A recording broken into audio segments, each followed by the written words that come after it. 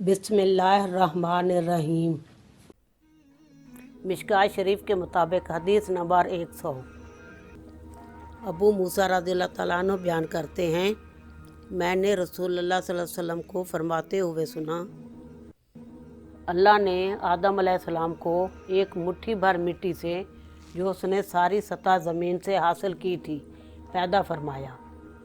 आदम अलैहिस्सलाम की औलाद ज़मीन की रंगत की मुनासबत से पैदा हुई।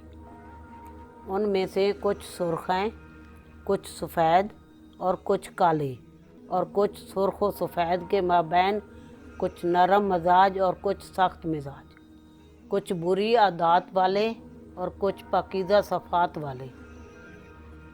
असनाद सही।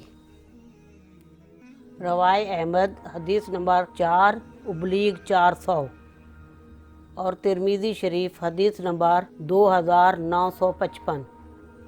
रवाए अबू दाऊद हदीस नंबर 4693।